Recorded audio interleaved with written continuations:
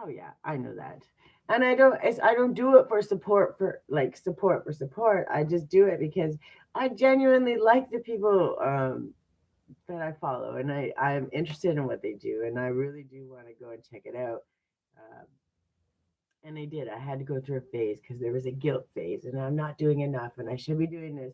And I think I found that balance. So, and again, it's just like anything else, just like YouTube. I was off for most of the time when my daughter was home, and I was really feeling guilty, like I need to get it done. And I was like, no, like this is me. And the whole thing about it, um, when I all of the things that I teach, it always comes back to balance. But I'm teaching it, and then when I find the balance coming out of my own life, the idea is that each time I know how to come back to the balance. And the cool thing is that each time it happens, I am finding my way back to the balance. Because when we really look at, and any of the stuff that I teach here, when you look at it, there's always going to be the extreme on either end of the section. And I'm literally walking proof every single day that even when things go way out of whack, it's very easy to bring them back in when you just check in with yourself. What is it teaching me? What has to go? What is the priority? What has to slide? And when things are sliding, where do I fit in that priority list, right? Because if I'm at the bottom, yeah, well, I found it for this week, and it may be a whole nother one next week, right? But I'm starting to understand that it's our capacity, and that does change every single day. And the idea is that when you can check in with yourself and understand that capacity, you really do create space for yourself, which, by the way, is a radical act of self love. Um, and the more people that start understanding that, the better off we'll all be. I, I found my balance for now. It's going to change because, school's going to be out for the summer, and then the kiddo's going to be home, and it's going to be chaotic. It's always going to change. And the idea is that every single day, as long as I show up and I'm doing something towards my goal, then we're doing good. As long as I'm still having these connections where I get to see people like you, I get to have these conversations, I get to learn something new, I get to share something new, then I feel good about myself. I feel like I'm doing exactly what I'm supposed to do. So there's always balance in there somewhere, even when the balance is way off. There's something that you can always bring back into balance. So, and I really like that. It's like that lesson that I kind of already know, but I actively, it's like the what if this, what if that. Well, I'm literally walking all the what ifs, and it's still um, bringing it back to balance each time. So it's kind of cool because it's like when, you know, what's the best way to explain it? Like when I can't do that because this happened or this happened or this or this or this. There's always a million excuses. Well, I literally, my whole life is a walking, well, this happens and this happens and this happens. And learning what to prioritize and what has to go, and then bringing it back into balance because you're just reincorporating everything. Um, you're just, it's like Jenga, right? Move this, put it over here. You're bringing it back into balance. But I'm like walking proof of no matter what happens, there's always a way to bring it back into balance, and that's pretty cool. It's funny, like it's laughable, but it's actually true. Like because everything that I teach, every single time when I'm teaching it, you can go back and look and see, like, even when things get out of balance, it always comes back in. And if it always comes back in, what does that mean? That means I know the process. I understand how to do it. I understand how to check in. I understand what I need to do, which means every single time I can bring it back in. And that's what I'm trying to teach when I teach these things that I teach is uh, once you know the system, once you know how to put it to use in your life, to check it, to give, take, it's always going to be a push and pull. But when you understand the system, the process, and how it works, you can come back to it every single time, which is pretty cool, actually. And that's uh, my system. I say it with air quotes because this what worked for me, and it's not going to be perfect work for everyone else. But what it does is it gives you the tools, and you may use this tool over here and that tool over there, and a little bit of this and a little bit of that. And that's how I learned. So, and I learned, and it was a little messier. All I'm doing is kind of lining it up a little bit, making it a little easier to understand, and giving a few of those tools along the way that you can put in your own tool belt. And if I can help people do that just a little bit, then we're all better off, right? Yeah.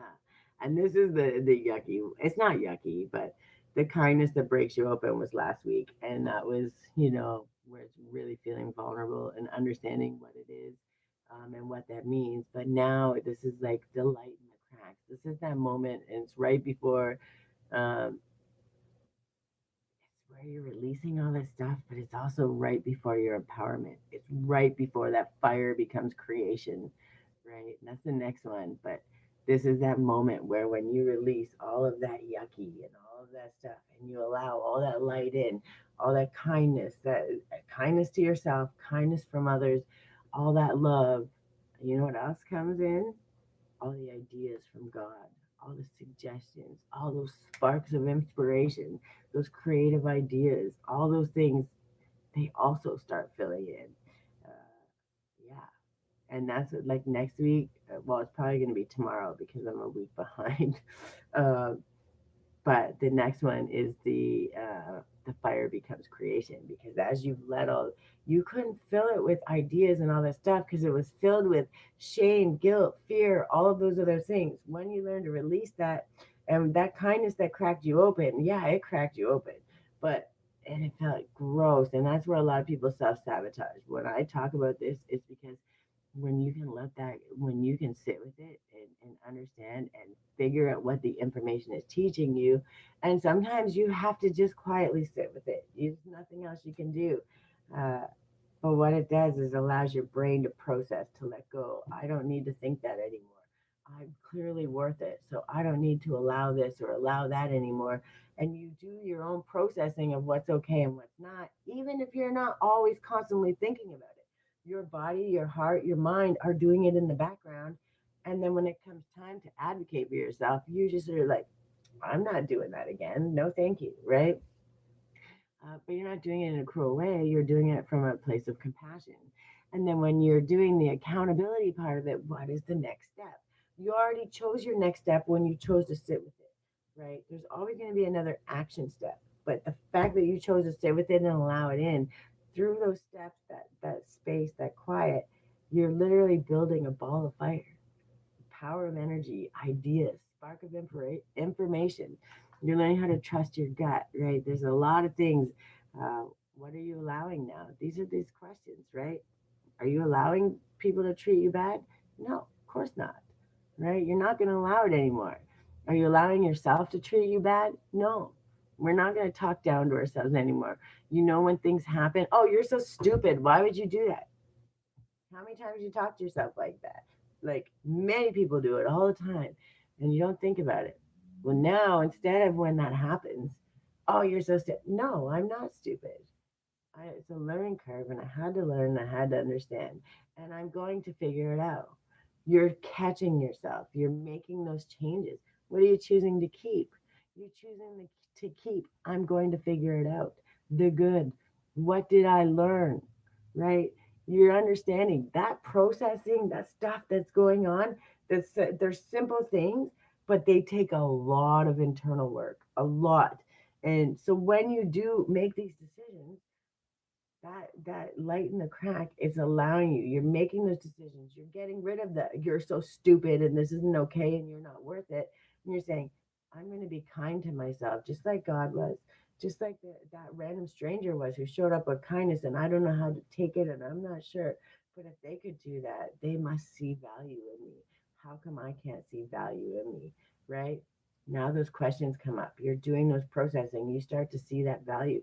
I promise you, it's going to go up exponentially every time you show up and do that. Pardon me. And it's going to say, what are you choosing to release? So I don't choke here. Sorry. What are you choosing to release? Obviously, the negativity. You don't want to keep that. And when you release that, what do you make room for? Great ideas, You make room for those inspiration, those creations, art, teachings. Holy hell. I'm going to choke to death before then, but we'll get there. I made my eye water. I don't know what that was. But when you choose to release that, you make room for that. And that's what comes in those ideas, the creation. And now that you can see it, what do you want to do with it? Right? That's the accountability step. What do you want to do with it? And that's when it goes into the fire becomes creation, which we'll be talking about probably tomorrow. But the idea is the alchemy of motion. Now that you've understood the information, what is it showing me? Giving yourself the grace to allow it to process it, to understand, to be reasonable, and give space for yourself. What is my actionable next step? When you start doing that, and yes, you're going to go through this process a million times for every little thing. The idea is when you do it, you get so good at it, you just take a breath. uh, oh, I feel like this. Okay, something's off. I don't feel good in my body. Something doesn't feel good. Is it not feeling good because it's supposed to not feel good? Or is it not feeling good because it's uncomfortable and I'm not used to it? Is this coming from a trigger, from pain, from trauma? Is this coming from something programmed, or is this coming from this is how I actually feel? And where is that leading me? That is an entire process, right? And when you get through that process, you understand how to let things go and you understand how to move forward with that. And you understand when moving forward means you have to sit with yourself just a little bit longer. And that happens a lot of times in grief. Okay, especially when you've lost someone you care about, someone, something you work so hard for. That grief is a hard one, right? And it comes back in waves because there's a lot of things it's trying to teach you. It's trying to see the good with the bad, and it takes a long time. And those ones are very, very hard. It's probably the hardest one you're ever gonna have to process. And learning how to do that and giving that space for yourself also teaches you to give that space for others. Um, you learn what to release. You understand the next step. You learn the process. And when you trust the process, you trust yourself. When you trust yourself, those steps become very clear because they're not coming from the filter of punishment, the filter of some programming that happened before. They're not coming from trauma because you've already sorted through it. You've already peeled it back. You've already got the question of what it is. You gave yourself that grace. You allowed yourself to be angry, upset, fearful, whatever it may be. You allowed yourself space for that. Then you got to work. Why am I scared of this? What is it showing me? What is the information? How do I make a change? You know the process. You've done it over and over and over. And now you take the breath and you're like, hey, I understand. There's something feels not right. What's step one? What's my first go to? How do I go from there? Right? You know the process. You know how to give yourself that space to take the breath. And that's what I'm trying to teach everybody. So, um, when you